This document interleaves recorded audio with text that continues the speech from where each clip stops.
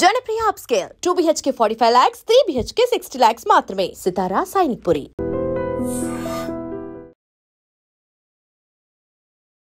Welcome to I dream. నేను ఉదయశ్రీ. ఇవాళ మనం డిస్కస్ చేసుకోబోయే టాపిక్ దేవిక అనే అమ్మాయి. తన వయసు 25 సంవత్సరాలు. 2 నెలలు ప్రేమించి ఆ తర్వాత పెళ్లి చేసుకుంది. పెళ్ళైన 2 నెలలకే ఆమె చనిపోవడం జరిగింది. ఆమె భర్త పైన అనుమానం వ్యక్తం చేస్తుంది ఆమె తల్లి. ఇప్పుడు ఇది సోషల్ మీడియాలో చాలా వైరల్ అవుతుంది. తన తల్లి రోదన చూస్తూ ఉంటే గుండెలు అవిసిలిపోయేలా తను ఏడుస్తూ ఉన్న దృశ్యాలు చూస్తూ ఉంటే మాత్రం చాలా విచారంగా అనిపిస్తుంది. చాలా హృదయ విదారక దృశ్యాలు అవన్నీ కూడా. సో ఇదే ఇవాల్టి మన టాపిక్. దీని గురించి మాట్లాడడానికి మనతో ఉన్నారు motivational speaker, public speaker, family counsellor Rajani Rama గారు. మాట్లాడదాం. నమస్తే అమ్మ, వెల్కమ్ టు అవర్. నమస్తే, థ్యాంక్ యూ. ఓకే, పెద్దలు కుదిర్చిన వివాహాల్లో అంటే ఒకరికొకరు కొత్త, వాళ్ళల్లో గొడవలయ్యి చనిపోతూ ఉన్నారు, సూసైడ్ చేసుకున్నారు అంటే దానికి ఒక అర్థం ఉంది. అండర్స్టాండింగ్ లేకపోవడం విడిపోవడానికి కారణం, లేదంటే ఇతరత్ర కారణాలు చాలా ఉంటాయి. ఒకరికొకరు కొత్త కాబట్టి. కానీ ప్రేమించి పెళ్లి చేసుకున్న వాళ్ళల్లో కూడా ఈ డిస్టర్బెన్సెస్ ఏంటి అంటే ఒకరి గురించి ఒకరు ప్రేమలో ఉన్నప్పుడు ఎందుకు తెలుసుకోలేకపోతూ ఉన్నారు ఎదుటి పర్సన్ గురించి. అంటే ఇక్కడ వాళ్ళ కళ్ళు వాళ్ళని మోసం చేస్తూ ఉన్నాయా, ప్రేమ వాళ్ళని మోసం చేస్తుందా, ఇక్కడ ఏం జరుగుతోంది? దేవిక కేసులో ఏం జరిగిందంటారు? అంటే వీళ్ళ అంచనాలు తప్పుతున్నాయి. అంటే అంచనా వేయడం రావట్లేదా అనిపిస్తుంది ఇలాంటి కేసులు చూస్తుంటే. ఎలా అంటే ఇప్పుడు 2 months మాత్రమే లవ్ చేసుకున్నారు. దానికి లవ్ అని కూడా పేరు పెట్టలేమేమో. అసలు ఏదో ఒక కలీగ్, అతను సేమ్ గూగుల్ టెక్లో వర్క్ చేస్తున్నారు. అసలు ఈ అమ్మాయి అగ్రికల్చరల్ MSc చేసింది పూణేలో. సరే, గూగుల్ టెక్లో జాబ్ వచ్చింది, ఇందులో జాబ్ చేస్తుంది. అక్కడ అతను కూడా వర్క్ చేస్తున్నాడు. చేస్తున్నప్పుడు ఇప్పుడు ఫిగర్స్ అట్రాక్షన్గా ఉండొచ్చు ఒకళ్ళ. ఈ అమ్మాయి కూడా చాలా అందంగా ఉంది. ఇప్పుడు అతను ఎలా ఉన్నాడని మనకు తెలీదు. అతనే ఈ అమ్మాయికి అట్రాక్ట్ అయ్యి లవ్లోకి దింపాడా, లేకపోతే అతను కూడా బాగున్నాడా, ఇద్దరు పరస్పరం ఇష్టంతో ఇష్టపడ్డారా అనేది అది చెప్పలేం మనం, యాక్సిడెంట్. సరే, ఏదేమైనా సరే ఆ ఇష్టాన్ని వీళ్ళు లవ్ అని అనుకుని ఉండొచ్చు. సరే, మనకు అంతా బాగుంది. అతను కూడా ఒక్కడే కొడుకట, మేబీ ఒక సిస్టర్ ఉంది. కొడుకైతే ఒక్కడే. ఈ అమ్మాయి కూడా తల్లికి ఒక్కటే. మరి ఈ అమ్మాయికి ఏమో తండ్రి లేరు, తల్లి ఒక్కటే కష్టపడి. అంటే ఈ అమ్మాయి చిన్న వయసులోనే 10th class, 10 years old baby. అప్పుడు వాళ్ళ ఫాదర్ చనిపోతే ఆవిడ పాపం కష్టపడి పెంచి చదివించి. చూడండి, ఆ తల్లికి ఒకటే ఒక తోడు. ఆవిడ చెప్తుంది, మా పాప లేకపోతే నేను ఉండలేను, నేను లేకపోతే మా పాప ఉండలేదు అని అన్నప్పుడు ఆ డిగ్రీ వచ్చి డెహ్రాడూన్లో చదివించారు. మళ్ళీ MS వచ్చేసి పూణేలో చదివించారు. అంటే ఇన్ని సంవత్సరాలు పాపని దూరంగా పెట్టి అంత హైయర్ ఎడ్యుకేషన్ ఇప్పించి ఆమె భవిష్యత్తు బాగుండాలని ఒంటరి పోరాటం ఆవిడ చేశారు కదా. భర్త ఎప్పుడో పోయారు, 15 సంవత్సరాలు అయిందట. మరి ఆవిడ యంగు, పాప మరీ చిన్నది. ఎంత కష్టపడి వాళ్ళ బ్రదర్స్ సాయంతో ఉంటారు కదా, ఫ్యామిలీ మరుదులు, వాళ్ళ సహాయంతో పాపం కష్టపడి ఎంతో ఇదిగా పెంచినప్పుడు ఆ విలువలు ఎవరికి తెలియటం లేదు. ఉదయ తెలియకుండా ఒక ఏజ్ వచ్చేటప్పటికి ఏమవుతుందంటే తను స్పౌస్ కోసం వెతుక్కోవడము, అది ఆకర్షణని ఏమంటారు, ప్రేమ అనుకోవడము. ఆబ్వియస్లీ ఏమవుతుందంటే ఇక్కడ కొంతమంది మంచి మాటకారులు ఉంటారు ఉదయ. చాలా జనాకర్షణ ఉంటుంది కొంతమందికి. దాంతో అది మాట ద్వారా కావచ్చు, వాళ్ళ రూపం కావచ్చు, బాడీ కావచ్చు, బాడీ లాంగ్వేజ్ కావచ్చు, ఏదైనా జాబు, డబ్బు, ఏదైనా సరే వాళ్ళకి జనాకర్షణ అనేది ఉంటుంది వాళ్ళకి, వాళ్ళ జాతకంలో. దాన్ని కాదనటానికి లేదు. ఇప్పుడు అందరు చుట్టూ తిరగచ్చుగా, కొంతమంది చుట్టూనే ఎందుకు తిరుగుతారు? వాళ్ళకి జనాకర్షణ అనేది జాతకంలో ఉంటుంది, యోగం, జనాకర్షణ యోగం ఉంటుంది కొంతమందికి. ఆ ఉన్నప్పుడు ఆటోమేటిక్గా అట్రాక్ట్ చేయగలుగుతారు. వాళ్ళు ఉన్న దగ్గర 10 మంది వచ్చి చేరతారు. లేదు, ఇటువంటి కేసుల్లో చూసుకుంటే ఇప్పుడు 2 నెలల్లో లవ్ ఏంటి, పెళ్లి వరకు వచ్చేయడం ఏంటంటే అది కూడా ఒక ఆకర్షణ. అతను బాగా, ఆవిడ చెప్తున్నారు కదా వాళ్ళ మదరు, అంటే చిన్నప్పటి నుంచి తల్లి ఎంత కష్టపడి కని పెంచిన ఇది మాత్రం ఒక అట్రాక్షన్. అంటే మీన్స్ ఈ ఆకర్షణ, ఈ ప్రేమ దీన్ని డామినేట్ చేస్తుంది అంతే. ఇక్కడ మనం ప్రతిదానికి మనం వాళ్ళని టార్గెట్ చేయలేము, పేరెంట్స్ని. ఇప్పుడు ఆవిడ ఏం చేశారో చెప్తున్నారు, ఆవిడే హృదయ విదారకంగా ఏడుస్తున్నారు, చెప్తున్నారు. చాలా గారాభంగా పెంచుకున్నాను, చాలా అపురూపంగా పెంచుకున్నాను. నిజమే, అందరూ చేసే అంటే పిల్లల్ని అలాగే పెంచుకుంటున్నారు. ముఖ్యంగా ఒకటే కిడ్, ఫాదర్ లేరు అని అంటే ఇంకా అసలు ఒక గాజు బొమ్మను చూసినట్టు చూసుకుంటారు. ఎందుకంటే ఇంకెవ్వరు లేరు కదా, ఎవరి ప్రేమ దక్కట్లేదు, నేనే ఆ ప్రేమ అంతా ఇవ్వాలి అనుకుంటారు. అదే చెప్తుంది ఆవిడ. స్కూల్ కి ఆటోల్లో పంపించడం, బస్సుల్లో పంపించడం, పిక్నిక్లకు పంపించడము, అవన్నీ లేవు. మా పాపకి అవన్నీ లేవు. ఆ ఎంజాయ్మెంట్స్ ఏమీ లేవు. చాలా అపురూపంగా పెంచుకున్నాను. నాదే లోకం, పాపకి నేనే, నాకు పాప లోకంగా మేమిద్దరం ఉంటాము అని అన్నప్పుడు ఆవిడకి ఫ్యూచర్ ఆవిడ ఎస్టిమేట్ చేయలేకపోయింది. ఏంటంటే పాపని ఒక్కదాన్నే పెంచుతున్నప్పుడు ఫ్యూచర్లో తను ఎలా ఎదుర్కోవాలి సమాజాన్ని కానీ, సెల్ఫ్ పరిస్థితులే కానీ, తన విషయాలు కానీ, ఏదైనా సాంసారిక జీవితంలో కానీ ఎటు నుంచి అయినా సరే తను ఎలా ఎదుర్కోవాలి అనే విషయాలు నేర్పారా లేదా అనేది తెలియదు. అసలు ఎవ్వరు నేర్పించారండి. ముందుగా ఎడ్యుకేట్ చేయాల్సింది ఈ విషయంలో ఆడపిల్లల్ని కదా. ముఖ్యంగా అడిగిన క్వశ్చన్కి అన్నమాట ఇది జాగ్రత్త, ఇది సమాధానం ఏంటంటే ఆవిడ తల్లి ఎంత కష్టపడి పెంచింది కదా, అవి గుర్తు రాలేదా అని మీరు అడిగారు. గుర్తు రాదు ఆబ్వియస్లీ. ఎందుకనంటే ఒక ఏ వయసుకి ఆ కోరికలు ఉంటాయి. ఇప్పుడు చిన్న వయసులో బిస్కెట్లు చాక్లెట్లు కావాలి, ఇంకొక వయసు వచ్చిన తర్వాత కలర్ఫుల్ బొమ్మలని, అవని, గౌన్లని, బట్టలని ఏవో, ఇంకో కొంచెం వయసు వచ్చాక జ్యువెలరీ ఏదో పెట్టుకోవాలి, మంచి మంచి డ్రెస్సులు వేసుకోవాలి, ఇంకా కొంచెం వయసు వచ్చిన తర్వాత మంచి స్పౌజ్ని వెతుక్కోవాలి, ఒక అందమైన అబ్బాయిని, బాగా సంపాదించేవాడిని, సినిమా హీరో లాంటి అబ్బాయి నా భర్తగా రావాలి అనే ఆలోచనలు వస్తూ ఉంటాయి. అది హార్మోన్స్ ప్రభావం కూడా ఉంటుంది కాబట్టి ఆ ఆలోచనలు ఆ వయసులో అట్లానే సాగుతాయి. సాగినప్పుడు తల్లిని మర్చిపోవడం కాదు, తనకేం కావాలో తన సెర్చింగ్ లో ఉంటుంది, అమ్మాయి అయినా అబ్బాయి అయినా సరే. ముఖ్యంగా ఆడపిల్లల కళలు, ఆశలు చాలా కలర్ఫుల్గా ఉంటాయి. ఉన్నప్పుడు అచ్చం సినిమా హీరో లాగా సినిమాలో హీరో ఎలా అయితే ఉంటాడో అన్ని విధాల, అప్పుడే కదా అతను హీరో అవుతాడు. అన్ని క్వాలిటీస్ ఒక మనిషిలో ఉండాలి అని కోరుకుంటూ ఉంటారు. అదేదో సినిమాలో పాట ఉంది కదా మహేష్ బాబు మీద, 6 అడుగులు ఉంటాడా సాంగ్. మరి ఆ పాటలో ఎన్ని రిక్వైర్మెంట్స్ చూసారు కదా. సో అలా ప్రతి ఆడపిల్ల కోరుకుంటున్నప్పుడు తల్లి గుర్తు రాదు కాసేపు. గుర్తంటే ఆ వింగ్ వేరు, ఆ భాగం వేరు. లైఫ్ లో అన్ని పార్ట్లు ఉంటాయి, తల్లి అనేది ఒక పార్ట్, తనే మెయిన్ కాదు, అక్కడ ప్రియారిటీ కాదు, తను ఇంపార్టెన్స్ కాదు. ఇప్పుడు జాబ్ ఉంది, తన లైఫ్ లో ఒక పార్ట్, హస్బెండ్ ఒక పార్ట్, లవ్ ఒక పార్ట్, ఫ్రెండ్ ఒక పార్ట్, మా పేరెంట్స్ ఒక పార్ట్, సిబ్లింగ్స్, ఇట్లా పార్ట్స్ ఉంటాయి. లైఫ్ అన్నాక ఒకటే ఏది ఉండదు, అన్ని సమపాళ్ళలో అన్ని పార్ట్స్ ఉంటాయి. సో ఆ టైంలో ఈ అమ్మాయి అట్రాక్ట్కి గురైంది, పెళ్ళి అని అనుకున్నారు. ఏంటి 2 నెలల్లో ఇలాగా అని చెప్పి ఈవిడ పిలిపించారట. పిలిపించి వాళ్ళని వీళ్ళ వాళ్ళని పిలిపించి మాట్లాడితే ఏం చెప్పారు, పిల్లలు బాగా ఇష్టపడుతున్నారు, మాకు ఒక్క అబ్బాయి ఒక్క కూతురు ఉంది, మీకు కూడా ఒక పాపే కదా, మంచిగా ఉంటారంటే వీళ్ళ చుట్టాలు ఏమని సజెస్ట్ చేశారంటే, నువ్వు ఒక్కదానివే కదా, అల్లుడిని ఇల్లరకం తెచ్చుకుంటే బాగుంటుందని సంబంధాలు వాళ్ళు కూడా చూస్తున్నారట. చూస్తుంటే ఇంతలో చేసుకుంటామమ్మి అంటూ ఈ విషయం బయటపెట్టింది. పెట్టినప్పుడు ఏమైంది, సరే లవ్ చేసుకున్నారు, ఇష్టమైన వాడికి ఇచ్చి చేస్తే బాగుంటుంది కదా అని ఈవిడ కూడా ఆలోచించింది. సరే అందరూ ఒప్పుకున్నాక ఇల్లరకం అడిగారు. ఆ ఇల్లరకం కాదు కానీ నాకు ఒక్క కొడుకే కదా, ఇద్దరిని సమంగా చూసుకుంటాడులే అని. బాగానే ఉంది, ఆ జడ్జిమెంట్ కూడా బాగానే ఉంది. ఒకటే కొడుకున్నప్పుడు ఇల్లరకం పంపలేరు, మరి వాళ్ళని ఎవరు చూస్తారు. సో అలా సరే ఒప్పుకున్నారంట. వీళ్ళు కూడా ఒప్పుకున్న తర్వాత 20 రోజులలోనే పెళ్ళి. ఎందుకు అనంటే జాతక బలాలు ఇప్పుడు గ్రహస్థితులన్నీ మ్యాచ్ అయినాయి, బలంగా ఉంది బలము, ఇప్పుడు చేయాలి, లేదంటే 2 years తర్వాత కానీ ఆ ముహూర్తం మనకి లేదు అని అన్నారు. అదే ఎట్లా ఉంటుంది 2 సంవత్సరాల తర్వాత. సరే ఏదో నమ్మారు, చేశారు. పిల్లలు ఇష్టపడుతున్నారు, తొందరపడుతున్నారని పెళ్లి చేసి పంపినాక ఒక నెల రోజులు బాగానే ఉన్నారు, మళ్ళీ గొడవలు ఏంది బాబు అని అడిగితే చెప్తా, ఏదో ఒకటి గొడవలు. ఏ విషయంలో వస్తున్నాయి వాళ్ళకి? ఏ విషయం, తనకి అన్ని లేని అలవాట్లు లేవట ఆ అబ్బాయికి, మొత్తం అలవాట్లు. తర్వాత భార్య మీద అనుమానం అట. తర్వాత అతను ఫోన్ వస్తే ఆఫీస్ కాల్ అని చెప్పి కిందకి వెళ్తాడట. కిందకి వెళ్ళినాక మళ్ళీ మీదకి వచ్చినాక అంటాడట, అనడం కదా, రాక్షసుడిలాగా బిహేవ్ చేస్తాడట. అవతల కాల్ ఎవరిది అని అన్నప్పుడు ఆడవాళ్ళకి అనుమానం వస్తుంది, ఎవరో వేరే రిలేషన్ ఏమన్నా ఉన్నదా, తనకి అక్రమ సంబంధం ఉందా, కిందికి వెళ్ళాల్సిన అవసరం ఏముంది, వెళ్ళి వచ్చిన ప్రతిసారి ఇట్లా బిహేవ్ చేస్తాడు. ఇప్పుడు అట్లాంటి సంబంధాలు ఏమైనా ఉంటే కాల్స్ అనేవి ఫ్రీక్వెంట్ గానే వస్తుంటాయి. ఫ్రీక్వెంట్ గా వచ్చిన ప్రతిసారి ఇలా బిహేవ్ చేస్తుంటే అనుమానం బలపడుతుంది. ఇంకా కొట్టడము, తిట్టడము, పెద్ద పెద్ద గొడవలు. ఇక ఇంటికి పిలిపించి ఏంది బాబు ఇలా అంటే, లేదు ఇంకెప్పుడు ఇట్లా జరగదు అది ఇది అన్నాడు.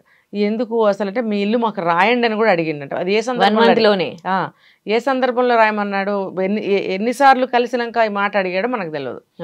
ఆవిడ అన్నదంటే, నేను ఉన్నది ఒక్కదాన్ని, నేను చనిపోయినాక అంతా మీదే కదా, నేను ఉండాలి కదా, ఉన్నంత వరకు ఇల్లు కావాలి కదా, నేను ఇప్పుడు అట్లా ఇవ్వలేను రాయలేను అని అన్నదట. మేము ₹1,00,00,000 ఇచ్చామన్నాడట. ₹1,00,00,000 ఎక్కడిచ్చావు, పేపర్లు ఏమైనా ఉంటే తీసుకురా అని అన్నదంట. ఇంకా దాంతో వీళ్ళకి కొద్దిగా వాదన అయింది, పెద్దగా ఏం కాలేదు.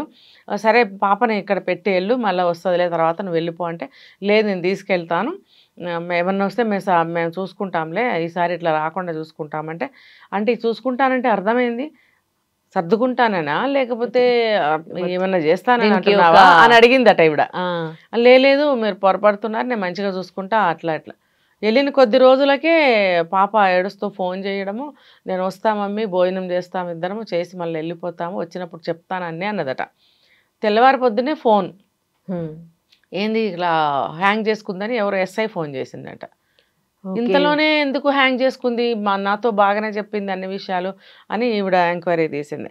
ఏందని అంటే ఈ కోపతాపాల మీద ఈమె బాగా కొట్టి తర్వాత హ్యాంగ్ చేసి తర్వాత వాళ్ళ చెల్లిని బావని పిలిపించుకొని ధైర్యం కోసమా లేకపోతే సలహా కోసమా మనకు తెలియదు, వాళ్ళని పిలిపించుకున్నాడట. మళ్ళీ వాళ్ళు ఉండగానే చేసిండా వెళ్ళినాక చేసిండా ఏమైనా కానీ ఇప్పుడు అరెస్ట్ అయితే అవుతాడు. అతని ఫోన్లో నుండే ఫోన్ చేసిండట ఎస్ఐ.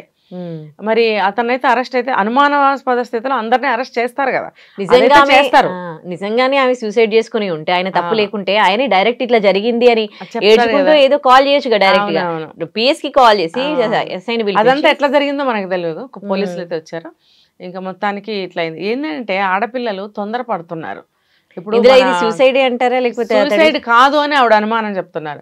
వాడే దెబ్బలున్నాయి, ఒళ్ళంత ఫోటో కూడా మనకు చూపించారు, దెబ్బలున్నాయి. తర్వాత బ్యాడ్ స్మెల్ వస్తుందంట, బాడీ బ్లడ్ అంతా కనిపిస్తుంది అక్కడ. తర్వాత హ్యాంగ్ చేసుకుంటే మరి అంత బ్లడ్ ఏమి రాదు. బ్యాడ్ స్మెల్ రావడం ఏంటి, అదే అనుమానం. బ్యాడ్ స్మెల్ ఎందుకు వస్తుంది, అది ఎక్స్పైర్ అయిపోయినట్టుగా అనిపిస్తుంది. ఎప్పుడు చంపి ఎప్పుడు మనకి చెప్పారు అనేది, అంటే వాళ్ళ మదర్ చెప్తున్నారు కదా నైట్ 9 o'clock. బ్యాడ్ స్మెల్ ఎందుకు వస్తుంది నాకు అర్థం కాలేదు, అది మళ్ళీ మనకి అప్డేట్ రావాలి. ఆవిడ అదే అనుమానం చేస్తున్నారు. పోస్ట్ మార్టం పంపించాలి, రిపోర్ట్ అది రావాలి, తర్వాత మనకి కేసు అది నడవాలి, మాకు అనుమానంగా ఉందని ఆవిడ చెప్తున్నారు. అయితే అది కూడా ఏంటంటే అదేదో పోస్ట్ మార్టం వేరే కంప్లైంట్ ఏదో ఇచ్చింది ఆవిడ, అది జరగదు, ఓన్లీ పోస్ట్ మార్టంకి పంపిస్తామని అన్నారట. పోస్ట్ మార్టం అది జరగదు ఏమో మరి, అదే ఆవిడ అన్ని అనుమానాలు వ్యక్తం చేస్తున్నారు. ఇప్పుడు పోస్ట్ మార్టం జరిగిన తర్వాత రిపోర్ట్స్ రావాలి, దాని ఫర్దర్గా ఎట్లా ప్రొసీడ్ అవుతారో చూడాలి. కానీ అమ్మాయిలు ఈ సందర్భంగా తెలుసుకోవాల్సింది ఏంటంటే మన స్థితిగతులు, మన కుటుంబ పద్ధతులు ఇవన్నీ గుర్తు పెట్టుకోవాలి. ప్రేమ అంటే ఇప్పుడు 2 నెలలకి ముక్కుమాన్ తెలియని వాడు ఏంటో మనకు తెలియదు.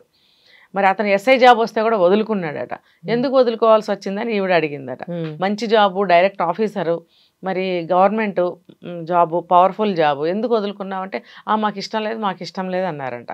అంటే ఏమై ఉంటుంది అని సరే, అదేనా పెద్ద చిన్న విషయం అనుకోండి, కొంతమందికి ఇష్టం ఉండదు. ఇది 2 లక్షల రూపాయల జాబు కాబట్టి గూగుల్ టెక్లో జాయిన్ అయ్యాడు, అంతవరకు బాగానే ఉంది. కానీ చిన్న వయసులో అన్ని హ్యాబిట్స్ ఏంటి అబ్బాయికి? మరి ఒకటే కొడుకని గారాబం చేశారా, లేకపోతే బయట తిరిగి ఫ్రెండ్స్తో అట్లా అలవాటు చేసుకున్నాడా? ఏమైనా సరే ప్రేమించే ముందు అతని అన్ని తెలుసుకోవాలి. ఫేస్లు చూసి అట్రాక్ట్ అయిపోతున్నారు, దగ్గరగా మూవ్ అవ్వాలి. నటిస్తారమ్మా కొంతమంది, నటిస్తే కూడా మనం కనిపెట్టలేము. కానీ ఇలాంటి పిల్లలు ఆ ఏజ్ వాళ్ళకి అట్రాక్ట్ అయిపోతూ ఉంటారు. కానీ యాజ్ ఏ పేరెంట్స్ బాధ్యత ఏంటండి అంటే ఈ ఏజ్ లో ఈ అట్రాక్షన్ ఉంటుంది, మీరు జాగ్రత్తగా ఉండండి, వీటిని ట్రస్ట్ చేయొద్దు అని చెప్పాల్సిన బాధ్యత కూడా పేరెంట్స్కి ఉంది కదా. కానీ ఆ ఏజ్ లో చెప్పకూడదు ఉదయ, చెప్పొద్దంటారా? 12-13 ఇయర్స్ నుంచే, లేదు ఒక 15-16 ఇయర్స్ నుంచే స్టార్ట్ చేయాలి.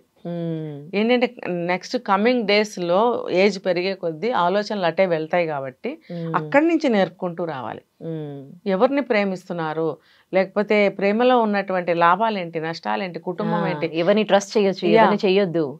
ఇంకొకటి ఏంటంటే జెనెటికల్ గా కొన్ని ప్రాబ్లమ్స్ ఉంటాయి, హెల్త్ ఇష్యూస్ ఉంటాయి. అవి తెలియకుండా పెళ్లిళ్ళు చేసుకుంటే పుట్టిన పిల్లలకు కూడా అట్లాంటి వంకర్లు ఏమన్నా వచ్చే ఛాన్సెస్ ఉంటాయి. మొన్న కూడా మనం చూసాం, ట్విన్స్ పుట్టితే ఆ పాపకి మాటలు వచ్చాయి, బాబుకి మాటలు రాలేదని అమ్మాయిని కొట్టడం, తిట్టడం చేస్తే అమ్మాయి సూసైడ్ చేసుకుంది. మనమే చేసాం ఆ వీడియో. అంటే జెనెటికల్ ప్రాబ్లమ్స్ ఉన్నాయా లేదా, వంశం అటు 7 తరాలు చూడాలంటారు. 7 తరాలు కదా ప్రజెంట్ ఉన్నప్పుడు, వెనక 2 తరాలు అయితే మనకు కనిపిస్తూనే ఉంటాయి. తను, తల్లిదండ్రులు, తాతలు, మూడైతే కనిపిస్తూ ఉంటాయి కదా. మూడిట్లో ఏమైనా హెల్త్ ప్రాబ్లమ్స్ ఏమైనా ఉన్నాయా, వాళ్ళ కుటుంబ పరంగా ఏమన్నా చరిత్రలు ఏమన్నా ఉన్నాయా, బ్యాడ్ ఆర్ గుడ్? గుడ్ అయితే పర్వాలేదు, బ్యాడ్ ఏమన్నా ఉంటే మనం కనుక్కోవాలి. కొంతమందికి ఇవాళ రేపు పోలీస్ స్టేషన్లకు వెళ్ళడం కేసులు కామన్ అయిపోతున్నాయి. అది ఫర్దర్గా ఫ్యూచర్లో అలా కేసులు ఉంటే కూడా కొన్ని ప్రాబ్లమ్స్ వస్తాయి. ఇలాంటివి కొన్ని తెలుసుకోవాలి. అసలు వాళ్ళ ఫ్యామిలీ మంచిదవునా కాదా, ఇవన్నీ తెలుసుకునే ఛాన్సెస్ లవ్ మ్యారేజెస్లో చాలా తక్కువ ఉంటాయి. ఓకే, మీరు ఇందాక అన్నారు కదా, ఒక అంటే మెచ్యూర్ అయ్యే టైంకి వాళ్ళకి ఆడపిల్లలకి హార్మోన్స్ చేంజెస్ వస్తూ ఉంటాయి, ఒక అట్రాక్షన్ అనేది పుడుతూ ఉంటుంది. ఆ టైంకి మీరు అంటే ఒక ఫ్యామిలీ కౌన్సిలర్గా మీరు ఇచ్చే సజెషన్స్ ఏంటండి? ఎందుకంటే ఇది మస్ట్గా అందరూ వాచ్ చేయాలి. ఆడపిల్లలకి పేరెంట్స్ ఏం చెప్పాలి, ఆడపిల్లలు వాళ్ళు ఎట్లా ఏం విషయాలు తెలుసుకోవాలి? ఓకే, నేను ఒక 100 స్టూడెంట్స్కి రెగ్యులర్గా పర్సనాలిటీ డెవలప్మెంట్ క్లాసెస్ తీసుకునేదాన్ని. అంటే ఒక ఒక సెషన్గా ఒక పీరియడ్లో తీసుకున్న ఒక 100 పీపుల్ని, స్టూడెంట్స్ని తీసుకున్నప్పుడు ఫస్ట్ క్లాస్ నుంచి డిగ్రీ వరకు ఉన్నారు. ఇంకా చెప్పాలంటే మ్యారేజ్ అయిన వాళ్ళు కూడా ఉన్నారు అందులో. వీళ్ళు 100 మందికి నేను క్లాస్ తీసుకున్నప్పుడు ఏం జరిగిందంటే వాళ్ళ మైండ్ కంప్లీట్ డైవర్ట్ అయిపోయింది. ఎలా అంటే మార్నింగ్ టు ఈవినింగ్ స్కూలు, తర్వాత నా దగ్గరికి రావడము, ఇవి నేను చెప్పే విషయాలన్నీ చాలా మంచి మంచివి కోట్స్ చెప్తూ ఉండేదాన్ని, విషయాలు చెప్పేదాన్ని, నాలెడ్జ్ ఇస్తూ ఉండేదాన్ని. ఇస్తున్నప్పుడు వాళ్ళ ఇంటికి వెళ్ళిన తర్వాత ఏమవుతుందంటే వాళ్ళకి స్కూల్ హోంవర్క్ చేసుకోవడము, నేను చెప్పిన విషయాలన్నీ లోపల బాగా డ్రిల్లింగ్ అవుతూ ఉంటాయి వాళ్ళకి. ఆపస్లో ఏమవుతుందంటే డిస్కషన్స్ అనేవి చేసుకుంటారు వాళ్ళు ఇంట్లో. ఇలా ఇలా మా మేడం ఇట్లా చెప్పారు, ఇట్లా అంటే మైండ్లో ఖాళీ అనేది ఉండదు. ఆ ఏజ్లో వాళ్ళని వాళ్ళని అంటే ఏమనంటే టైట్ చేసి పెట్టాలి వాళ్ళని, బ్రెయిన్లో ఖాళీ ఉంచకూడదు, వాళ్ళకి ఏదో ఒకటి నేర్పిస్తూ ఉండాలి. అంటే మైండ్ డైవర్షన్ పెట్టాలి వాళ్ళకి. పెట్టినట్టయితే వాళ్ళకి స్కూలు చదువు ఇవి తప్పితే తినడం, ఇంట్లో వాళ్ళతో మాట్లాడడం లాంటివే ఉండాలి వాళ్ళకి. ఉన్నప్పుడు ఆ ఏజ్లో వేరే ఆలోచనలు రావు వాళ్ళకి, ఎందుకంటే ఇంట్రెస్ట్ ఇందులో ఉంది వాళ్ళకి. నేను చెప్పిన విషయాలు కూడా అటువంటివే వాళ్ళకి. అవన్నీ కూడా వాళ్ళు అవపాసన పట్టినట్టుగా బ్రెయిన్లో బాగా తీసుకునేవారు.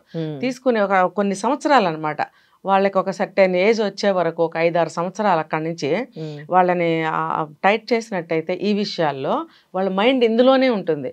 అంటే ఒక ఎథిక్స్ అనమాట, ఒక మన కల్చర్స్, ఎథిక్స్, తర్వాత మనం ఎలా ఉండాలి, మన పర్సనాలిటీ ఎట్లా డెవలప్ చేసుకోవాలి, ఏం పనులు చేస్తే మన పర్సనాలిటీ దిగజారిపోతుంది, ఏం చేస్తే మన పర్సనాలిటీ డెవలప్ అవుతుంది, మన పర్సనాలిటీ డెవలప్ చేసుకోవటం వల్ల మనం ఎలా ఎదుగుతాము, సమాజంలో ఎలా నిలబడతాము, మనం అది ఆ పర్సనాలిటీ కనుక డెవలప్ చేసుకోకపోతే మనం ఎలా లీస్ట్ స్టేజ్లో నిలబడిపోతాము, అభాగ్యుల లిస్టులో ఎలా చేరిపోతాము.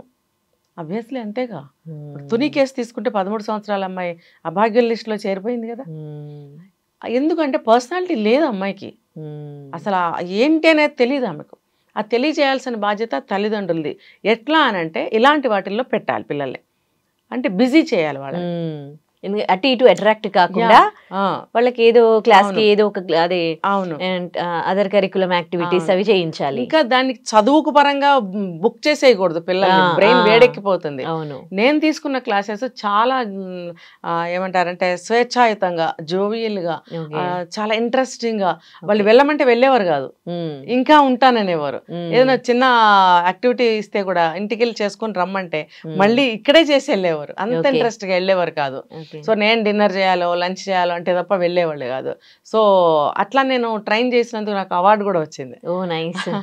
సో అంటే ఇంకా ఇంకా ఏంటంటే వీళ్ళకి ఆ ఏజ్తో వస్తున్నటువంటి మార్పులు కొన్ని ఉంటాయి, వాటి గురించి ఇంట్లో తల్లిదండ్రులు కూడా చెప్తూ ఉండాలి. అఫ్కోర్స్ నా క్లాసెస్లో నేను కూడా చెప్పాను. దానివల్ల ఏంటంటే ఇది సహజంగా ఉంటుంది. ఇప్పుడు 5 ఏళ్ళప్పుడు ఎంత ఉంటాను, 10 ఇయర్స్లో ఎంత ఉంటాను, 15కి అంత ఉంటాను. ఇది ఎంత న్యాచురల్గా అయితే గ్రో అవుతున్నామో, ప్రతి విషయం హెయిర్ తీసుకోండి, ఇంకోటి తీసుకోండి, మన చదువు క్లాసెస్ తీసుకోండి, మనం గ్రో అవుతూనే ఉన్నాం కదా. గ్రో అవుతూ ఉన్నప్పుడు మన ఆలోచనలు వేరే వేరే వాటి వైపు కూడా అలా వెళ్తూనే ఉంటాయి. వెళ్తూ ఉన్నప్పుడు వాటిని ఎలా మనం డైవర్ట్ చేయాలి, ఎలా కంట్రోల్ చేసుకోవాలి, దీనివల్ల వచ్చే నష్టం ఏంటి, అసలు ఫ్యూచర్లో మనకు ఉండేదే అది మ్యారేజ్, హస్బెండ్, సెక్స్, ఇవన్నీ త్రూ అవుట్ లైఫ్ ఉంటూనే ఉంటాయి. కానీ ఈ పీరియడ్, ఈ ఏజ్, ఈ నేర్చుకునే అవకాశం మనకి అప్పుడు ఉండదు.